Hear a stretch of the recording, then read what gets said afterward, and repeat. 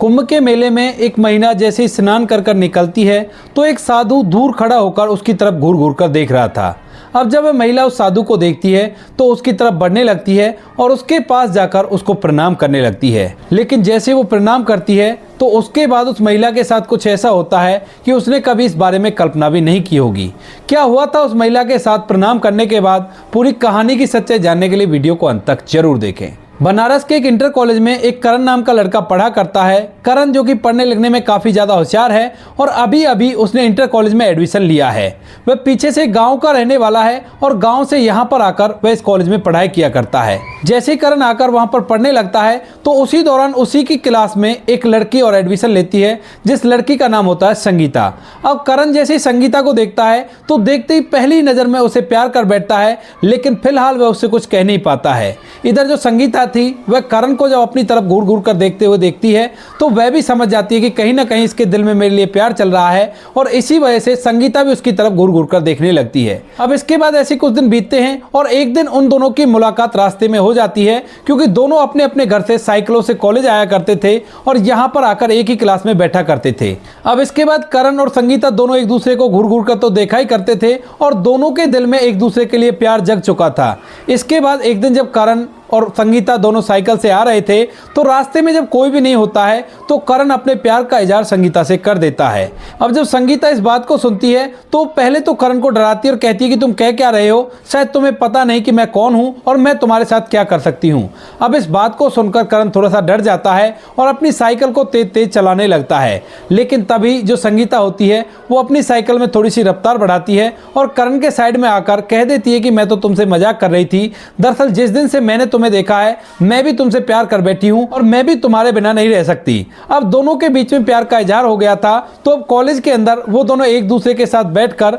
काफी अच्छा समय व्यतीत किया करते हैं। कॉलेज में ज़्यादातर लोगों को ये बात पता चल गई थी कि करण और संगीता दोनों एक दूसरे से प्यार करते हैं और जहां पर वे निकला करते थे, यानी कि दोनों के गांव आसपास थे और वहां से दोनों एक साथ अपने घर से निकला करते और रास्ते में एक दूसरे से बातें करते हुए जाया करते थे। तो इसी वजह से रास्ते में भी अगर दोनों में से किसी के भी गाँव का व्यक्ति उन्हें देख लेता तो उसे भी ये बात पता चल जाती कि ये दोनों एक दूसरे से प्यार किया करते हैं और उस बात को वह उनके घर वालों तक भी पहुंचा देता है। अब जब घर वालों को ये बात पता चलती है कि बच्चे कॉलेज के अंदर एक दूसरे से प्यार कर बैठे हैं तो उसके बाद दोनों के घर वाले उसे समझाने की कोशिश करते हैं। लेकिन जैसे ही बच्चों को यह बात पता चलती है कि घर वालों को उनके प्यार के बारे में पता चल गया है तो वो उनसे कहने लगते हैं कि अगर हम शादी कर लें तो इसमें बुराई क्या है, क्योंकि उन दोनों की सेम जाति थी और वहां से शादी होने में कोई भी अड़चन नहीं थी। अब जो करण होता है उसके माता पिता थोड़े पैसे वाले थे, लेकिन वहीं पर जो संगीता थी उसके माता पिता के पास इतना पैसा नहीं था। तो इसी वजह से करण के माता पिता उस घर से रिश्ता जोड़ने से मना कर देते हैं।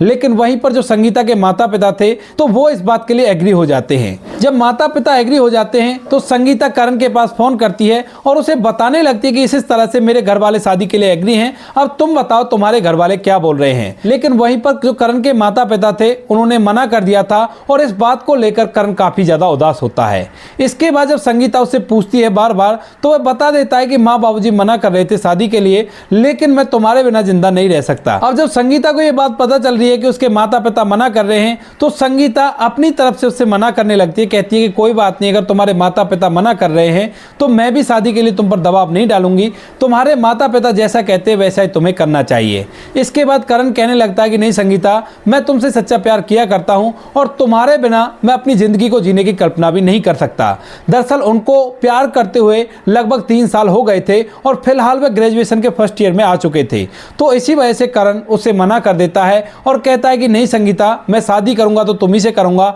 और ये बात मैं अपने घर वालों को बताने के लिए जा रहा हूं। वहीं पर जब वह संगीता से बात कर रहा था तो उसी टाइम संगीता का फोन रखता है और फोन रखने के बाद सीधा अपने माता पिता के पास जाता है और उनसे कह देता है कि अगर मैं शादी करूंगा तो संगीता से करूंगा, वरना मैं अपनी जिंदगी में किसी से भी शादी नहीं करूंगा और ऐसे ही घर के अंदर बैठा रहूंगा। अब माता पिता जब ये बात सुनते हैं कि उनका इकलौता लड़का ऐसे ऐसे कह रहा है तो वो लोग पहले तो अपने बेटे को समझाने की कोशिश करते हैं, दहेज का लालच भी उसे दिखाते समझाते हैं, कहते हैं कि बेटा वो गरीब लोग हैं, तुम्हें क्या दहेज दे पाएंगे, और अगर तुम्हें अच्छा दहेज नहीं मिलेगा तो तुम्हारे साथ के लड़कों में तुम्हारी बेइज्जती हो जाएगी। लेकिन करण जो पूरी तरह से संगीता से प्यार किया करता था और साथ में वो पढ़ा लिखा भी था, उसे पता था कि ये सब कुछ बेकार है जिन चीजों के बारे में घर वाले बता रहे हैं, तो उनसे साफ साफ कह देता कि देखो माँ बाबू जी, मैं आपसे फोर्स तो नहीं कर सकता क्योंकि आप लोगों ने मुझे पाल पोस कर बड़ा किया है और इस काबिल बनाया है कि मैं किसी लड़की से शादी कर सकूं। लेकिन अगर आप मेरी संगीता से शादी नहीं करवा सकते तो मैं अपनी जिंदगी में किसी से भी शादी नहीं करूंगा और अपने जीवन को ऐसे व्यतीत करूंगा। जब माँ बाप इस बात को सुनते हैं और देखते हैं कि बेटा जीवन भर घर नहीं बसाएगा, तो उसके बाद वह भी शादी के लिए एग्री हो जाते हैं और कहते हैं कि ठीक है बेटा, अगर ऐसी बात है तो तेरी खुशी में हमारी खुशी है और तू उसी लड़की से शादी कर ले और उसके घर वालों को बोल देना कि हम किसी दिन आकर रिश्ता पक्का कर लेंगे। इस बात को सुनकर जो करण होता है वो एकदम से खुश हो जाता है और अपने माता पिता को गले से लगा लेता है। इसके बाद जो करण होता है वह संगीता के पास फोन करता है और उसे एक खुशखबरी सुनाता है। वह कहता है कि अपने माता पिता से पूछकर एक दिन तय कर लो और उसी दिन हम तुम्हारे घर शादी की बात करने के लिए आ जाएंगे। इसके बाद जो संगीता के माता पिता होते हैं वह एक निश्चित तारीख बता देते हैं और कहते हैं कि उस दिन आ जाना, उस दिन हम लोग शादी की बातें कर लेंगे। करण अपने माता पिता को वो तारीख बता देता है और उसी दिन मिलकर दोनों परिवार वाले शादी की बातें तय कर लेते हैं। शादी की बातें तय हो गई थी और एक निश्चित मुहूर्त निकालकर दोनों की शादी करा दी जाती है। करण और संगीता इस शादी से बड़े ही खुश हैं और दोनों एक दूसरे के साथ अपने हंसी खुशी जीवन को व्यतीत करने लगते हैं। लेकिन वहीं पर जो करण की माँ होती है वो इस रिश्ते से बिल्कुल भी खुश नहीं थी क्योंकि उसे एक गरीब बहू बिल्कुल भी पसंद नहीं थी। तो इसी वजह से वह संगीता को नापसंद किया करती है और छोटी छोटी बातों पर उसे ताना मार दिया करती है। अब जब संगीता करण से कहती है तो करण उसे समझा देता और कहता है कि कोई बात नहीं संगीता, ऐसा होता रहता है, कोई बड़ी बात नहीं है। इसी तरह से समय बीतता है और करण और संगीता की शादी को लगभग 2 साल बीत गए थे। 2 साल बाद संगीता प्रेग्नेंट हो जाती है। अब जैसी संगीता प्रेग्नेंट होती है तो उस समय हरिद्वार के अंदर कुंभ का मेला लगा हुआ था। तो जो संगीता होती है वह करण से कुंभ का मेला देखने की इच्छा जताती है और कुंभ के मेले में घूमने के लिए कहने लगती है। तो जो करण होता है अपनी पत्नी की हालत को देखता है और उससे कहने लगता है कि देखो संगीता, कुंभ के मेले में काफी ज्यादा भीड़ भाड़ हुआ करती है और तुम फिलहाल प्रेग्नेंट हो और ऐसी अवस्था में मैं तुम्हें बिल्कुल भी नहीं ले जाऊंगा। संगीता जिद करने लगती है तो करण अपनी पत्नी को समझाता है और संगीता से कहता है कि संगीता देखो, फिलहाल तो ये नॉर्मल सा कुंभ है, लेकिन असली कुंभ का मेला लगेगा प्रयागराज में और प्रयागराज में बहुत ही अच्छा मेला लगता है और उसी मेले पर मैं तुमको वहां पर लेकर जाऊंगा। तुम चिंता मत करो, इसमें नहाने से कोई फायदा नहीं है और जब तक हमारा बच्चा भी हो जाएगा। इस बात को सुनकर संगीता भी मान जाती है कि ठीक है, अभी मैं प्रेग्नेंट हूं तो उस टाइम के लिए कह रहे हैं तो उस टाइम पर हम मेला घूमने चलेंगे और वहां पर नहाकर आएंगे। अब धीरे धीरे कुछ दिन और बीतते हैं, लेकिन कुछ दिन बाद जो संगीता की सास होती है उसका टॉर्चर उस पर कुछ ज्यादा ही बढ़ जाता है। इसी टॉर्चर को लेकर जो संगीता की सास होती है वो बार बार संगीता से लड़ाई कर दिया करती है, लेकिन फिलहाल बच्चे की वजह से जो संगीता होती है वह भी चिड़चिड़ी रहने लगती है और इस बार अपनी सास को उल्टा जवाब देने लगती है। अब करण उन्हें समझाने की कोशिश भी करता है, लेकिन दोनों सास बहू में लड़ाई होने लगती है और इस लड़ाई के दौरान जो संगीता है वो अपनी सास से बुरा भला कहने लगती है। अब करण से ये बात सहन नहीं होती तो इसी बात को लेकर करण जो होता है वह संगीता पर हाथ उठा देता है, क्योंकि करण अपनी माँ से भी इतना प्यार किया करता था और अपनी पत्नी से भी इतना प्यार किया करता था और यहाँ पर दोनों के बीच में लड़ाई हो रही है। अब जैसे करण ने संगीता पर हाथ उठाया था तो संगीता का स्वभाव काफी ज्यादा चिड़चिड़ा है और इसी चिड़चिड़े स्वभाव के चलते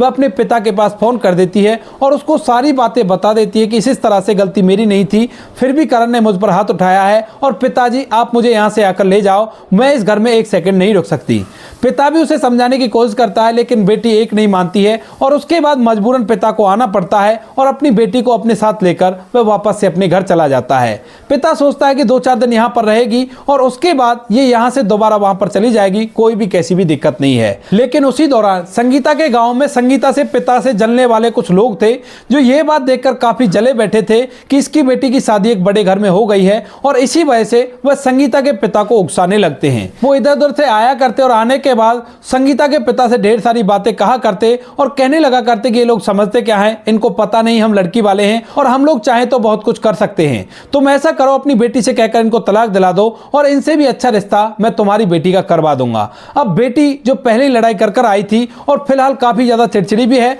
और यहाँ पर आने के बाद उसने अपने ससुराल वालों की काफी ज्यादा बुराई भी की है। तो उसके बाद जो संगीता का पिता होता है वह अपनी बेटी को तलाक दिलाने के लिए एग्री हो जाता है और कहने लगता है कि बेटी ये लोग सही कह रहे हैं और तुम्हें उससे तलाक दे देना चाहिए, क्योंकि उन लोगों के बहकावे में वो अच्छी तरह से आ गया था और उन लोगों का काम बन गया था जब वह अपनी बेटी से कहता है कि बेटी तुम्हें उन्हें तलाक दे देना चाहिए। इसके बाद जो संगीता का पिता होता है एक अच्छे से वकील को बुलाता है और घर पर ही उससे तलाक के बारे में पूछने लगता है। वकील फटाफट उन्हें पूरी कार्रवाई बता देता है। तो अब इसके बाद जो संगीता होती है वो तलाक के प्रोसीजर को आगे बढ़ाती है और वकील साहब से कहकर इस केस को दर्ज करा देती है, ना चाहते हुए भी, क्योंकि संगीता को अब तक अपनी गलतियों का एहसास हो गया था। जब उसने तलाक का नाम सुना, इधर जो करण होता है उसकी माँ जो इस शादी से खुश नहीं थी वह अपने बेटे को फुसलाने लगती है और कहने लगती है कि बेटा तू तलाक दे दे। लेकिन जो करण होता है वह अभी तक अपने ऊपर धैर्य बंधाए हुआ था, क्योंकि उसे पता था कि पत्नी रूठ कर चली गई है और वापस आ जाएगी। लेकिन जैसे ही उसके पास तलाक का नोटिस आता है तो एकदम से वो बड़ा ही हैरान हो जाता है और उसे इस बात पर गुस्सा आने लगता है कि भला इतनी सी बात पर कौन तलाक दिया करता है। यही बात सोचकर जो करण होता है वह भी तलाक देने के लिए तैयार हो जाता है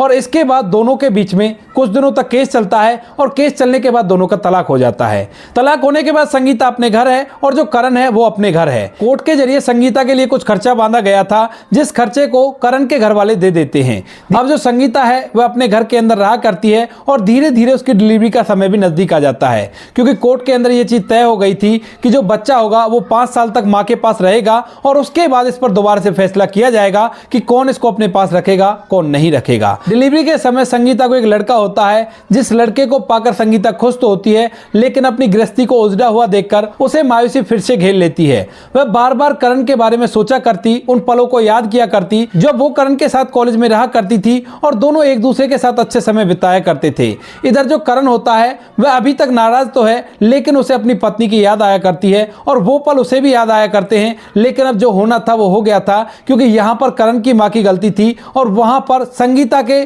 पड़ोस वालों की गलती थी जो उसके पिता से जला करते थे कि बेटी का इतना अच्छे घर में रिश्ता हो गया है। इसके बाद दोनों ही ऐसे एक दूसरे से अलग रहते हैं और ना ही कभी एक दूसरे से बात करने की कोशिश करते हैं। जो कुछ भी पैसा कोर्ट ने फिक्स किया था उसके खर्चे के लिए, उस पैसे को करण अकाउंट में ही ट्रांसफर कर दिया करता और अपने काम धंधे में ऐसे लगा रहता है। लेकिन इसके बाद से जो करण होता है वो साधुओं की संगत करने लगता है, क्योंकि उसका कहीं पर भी मन नहीं लगता है और इसके बाद वह अपना ज्यादातर समय साधुओं के साथ ही बिताया करता है। अब ऐसे धीरे धीरे समय बीतता और समय के साथ साथ जो करण होता है उसके लंबे लंबे बाल बढ़ गए थे, लंबी लंबी दाढ़ी मूंछ हो गई थी और वह बिल्कुल एक साधु की तरह दिखाई दिया करता था। हालांकि उसने किसी को अपना गुरु नहीं बनाया था, लेकिन वो सब तरह से शरीर में कपड़े पहनने की वजह से और चाहे माला पहनने से लगा लो या किसी भी तरह से, हर एंगल से वो एक साधु की तरह ही रहा करता था। अब इसी तरह से समय बीतते बीतते समय आ जाता है 2025 का। 2025 में महाकुंभ का आयोजन होना था प्रयागराज में और यह बात करण को पता चल जाती है, क्योंकि वह साधुओं की संगत किया करता था। अब तक उसके तलाक को काफी ज्यादा दिन हो गए थे, लेकिन जैसे ही महाकुंभ का वो नाम सुनता है तो एकदम से उसे अपनी पत्नी की वो बात याद आ जाती है, जिस बात के लिए उसने जिद की थी और उसने कहा था कि महाकुंभ में हम तुम्हें ले जाएंगे और वहां पर तुम मेरा देख कर आना। लेकिन आज फिलहाल उसकी पत्नी उसके साथ नहीं है और यह बात उसे अंदर ही अंदर कचोटने लगती है। तो जो करण होता है वो फैसला करता है कि वह महाकुंभ के मेले में जाएगा और जितने दिन ये मेला लगेगा उतने दिन वहीं पर रहकर रोज महाकुंभ के अंदर स्नान करेगा, ताकि उसकी पत्नी की आखिरी इच्छा पूरी हो सके। हालांकि वो लोग अलग हो चुके हैं, लेकिन अब भी जो करण है वो अपनी पत्नी से बहुत ज्यादा प्यार किया करता है। इसी बात को सोचकर करण अपने यहां से पूरा सामान लेकर और वहां पर जाकर अपना डेरा डाल देता है और वहीं पर रहकर रोज के रोज कुंभ के मेले में स्नान करने लगता है। इधर जो उसकी पत्नी होती है, जब उसे ये बात पता चलती है कि महाकुंभ लगा हुआ है प्रयागराज के अंदर, तो उसे भी अपने पति की याद आती है और वह भी इस मेले में जाकर नहाने की इच्छा जताती है। इसी बात को सोचकर जो पत्नी संगीता होती है वह अपने माता पिता से इस मेले में जाने के लिए कहती है। तो माता पिता पहले तो उससे मना करते हैं, लेकिन तभी उनके गांव से भी कुछ लोग जा रहे थे जो इस मेले में जाकर 2-3 दिन वहीं पर रुकने वाले थे और यह बात संगीता को भी पता चल गई थी। तो संगीता अपने माता पिता से जिद करती है और संगीता की जिद के आगे संगीता के माता पिता उसे अकेले ही वहां से उन लोगों के साथ भेज देते हैं। गांव के अंदर ऐसा माहौल होता है कि कोई भी दिक्कत नहीं होती है, ऐसे जा सकते हैं और इसी तरह से संगीता भी उन लोगों के साथ चली जाती है। घर वालों ने उसके बच्चे को घर पर ही रख लिया था, क्योंकि वह लोग नहीं चाहते थे कि उसका बेटे को कुछ हो, क्योंकि मेले के अंदर काफी ज्यादा भीड़ होती है और उन लोगों को भी पता था कि इस बार तो मेले में और भी ज्यादा भीड़ होने वाली है। इसके बाद संगीता उन लोगों के साथ चली जाती है और वहां पर जाकर कुंभ के मेले में इधर उधर घूमने लगती है। जैसे वो कुंभ के मेले में घूम रही थी, तभी अचानक से जो करण होता है उसकी नजर संगीता पर पड़ जाती है और वह देखते ही उसे पहचान लेता है। अब इसके बाद जहां जहां भी संगीता जाती है, करण उसके पीछे पीछे जाता है और ऐसी संगीता जाते जाते अचानक से उस जगह पर चली जाती है जहां पर लोगों का नहान हो रहा था और नहाने के लिए अंदर घुस जाती है। अब जैसे संगीता नहाकर बाहर निकलती है तो करण दूर से खड़ा हुआ उसी की तरफ देख रहा था और संगीता की नजर अचानक से करण से मिल जाती है। अब करण पूरी तरह से एक साधु की तरह दिखाई दे रहा था, क्योंकि उसके लंबे लंबे बाल थे, लंबी लंबी दाढ़ी मूंछ थी और उसने माथे पर चंदन भी लगा रखा था और कुछ मालाएं भी पहन रखी थी, क्योंकि यहां पर वो अपने साथ कुछ साधुओं को लेकर आया था और उन्होंने अपनी सी वेशभूषा उसकी बना दी थी। अब जैसे संगीता करण को देखती है तो देखती है कि कोई साधु है, मेरी तरफ देख रहा है, तो इसके बाद वो उसकी तरफ बढ़ने लगती है। धीरे धीरे वो उसके पास पहुंच जाती है और पास जाकर वो उससे प्रणाम करने लगती है, कहती है कि बाबा प्रणाम। अब जैसे करण ये बात सुनता है कि उसकी वो पत्नी जिससे उसका तलाक हो गया है और वो उससे कभी प्यार किया करती थी, वह उसे पहचान तक तो नहीं रही है और ऊपर से साधु समझकर प्रणाम भी कर रही है, तो उसके बाद करण संगीता को देखकर मुस्कुराने लगता है और मुस्कुराता हुआ उससे कहता है कि संगीता, क्या तुम मुझे भूल गई? अब जैसे संगीता इस आवाज को सुनती है तो एकदम से उसे ज्ञात हो जाता है कि ये सामने जो व्यक्ति खड़ा हुआ है यह कोई साधु नहीं, ये तो वही करण है। वह उससे कहने लगती है कि करण, तुम यहां पर क्या कर रहे हो? हालांकि दोनों की थोड़ी थोड़ी गलती थी, तो इसी वजह से दोनों एक्साइटमेंट किसी को भी नहीं दिखाते हैं और वो ऐसे कैजुअली एक दूसरे से बातें करने लगते हैं। बातों के दौरान दोनों को महसूस हो जाता है कि दोनों एक दूसरे के बिना परेशान हैं और दोनों आज भी एक दूसरे से प्यार किया करते हैं। इसके बाद जब दोनों को ये बात पता चल जाती है तो उसके बाद वो दोनों अपनी अपनी गलतियों को सॉर्ट आउट कर लेते हैं और लोगों को पता चल जाता है कि इसमें हमारी दोनों में से किसी की भी कोई गलती नहीं है। दरअसल करण की मां को यह रिश्ता पहले से मंजूर नहीं था, इसी वजह से करण की मां ऐसा किया करती थी और यहां पर जो संगीता के पिता के पड़ोसी हैं उन लोगों ने उसके पिता को भड़काया है और इसी वजह से तलाक हो पाया है। तो इसके बाद वो दोनों एक दूसरे से माफी मांगते हैं इन सभी चीजों के लिए और उसके बाद ऐसे ही चुपचाप रह जाते हैं। लेकिन तभी जो करण होता है उसे अपने बच्चे की याद आती है और वह संगीता से अपने बच्चे के बारे में पूछने लगता है। संगीता करण को बच्चे के बारे में बताती है और करण बच्चे के बारे में सुनकर थोड़ा सा उदास सा हो जाता है, क्योंकि उसने अपने बच्चे के लिए ढेर सारे सपने सजो रखे थे, लेकिन फिलहाल वो उसके पास नहीं है। इसके बाद दोनों में बातें हो जाती हैं और बातें होने के बाद निष्कर्ष निकलता है कि जो हो गया सो हो गया, अब इसे बदल थोड़ी ना सकते हैं, अब तो जो जीवन में हो गया है उसे एक्सेप्ट करना ही पड़ेगा। ऐसा कहकर संगीता मुड़कर जाने लगती है और इधर जो करण था उसे भी बड़ा ही मन करता है कि वह संगीता को रोक ले, लेकिन वह उसे नहीं रोक पाता है। संगीता थोड़ी आगे जाती है और थोड़ी आगे जाने के बाद पलटती है और पलटने के बाद कहने लगती है कि करण, क्या हम दोनों दोबारा से एक साथ नहीं रह सकते? अब जब करण इस बात को सुनता है तो वह पहले से ये बात चाह रहा था कि संगीता अपनी तरफ से कहे, क्योंकि उसने ही उसको तलाक दिया था और वह नहीं चाहता कि वह संगीता की इच्छा के बिना उसके गले पड़े और इसी वजह से अब तक उसने नहीं कहा था। अब जैसे संगीता उससे कहती है तो वह भी हामी भर लेता है और संगीता से कहने लगता है कि संगीता, हम दोनों एक साथ रह सकते हैं, इसमें कोई भी दिक्कत नहीं है, हम तुम दोबारा से शादी कर लेंगे और शादी करने के बाद एक साथ अपने जीवन को बिताएंगे। यह बात सुनते ही संगीता एकदम से खुश हो जाती है और करण संगीता को अपने साथ लेकर उस तम्बू में चला जाता है जिस तम्बू के अंदर वो साधुओं के साथ रुका हुआ था। वहां पर साधुओं को अपनी पत्नी के बारे में पूरी बात बताता है। उनकी इन बातों को सुनकर साधु भी इस बात पर सहमति जताते हैं। इसके बाद करण वहां पर साधुओं को छोड़कर और वहां से संगीता को अपने साथ लेता है और सीधा अपने वहां पर पहुंच जाता है। और जो संगीता की सास होती है वह भी अपनी बहू के सामने अपनी गलतियों को स्वीकार करती है और संगीता भी अपनी गलतियों को स्वीकार करती है, कहती है कि माँ जी, गलती तो मुझसे भी हुई है। तो दोस्तों ये थी आज की कहानी, आपको जैसी भी लगी कमेंट सेक्शन में बता देना। वीडियो अगर अच्छी लगी तो वीडियो को लाइक और चैनल को सब्सक्राइब जरूर करें, ताकि हमें थोड़ा सा हौसला मिले आप लोगों के लिए ऐसी अच्छे वीडियो बनाने के लिए। इन कहानियों को सुनाने का उद्देश्य किसी को परेशान करना बिल्कुल भी नहीं है। यह कहानी आपको इसलिए सुनाई जाती है ताकि आप लोग इन कहानियों में से कुछ ना कुछ सीख सको और अपने जीवन में उस चीज को अप्लाई कर सको। मिलते हैं किसी नेक्स्ट वीडियो नए टॉपिक के साथ, तब तक के लिए जय हिंद, जय भारत, जय हिंदुस्तान।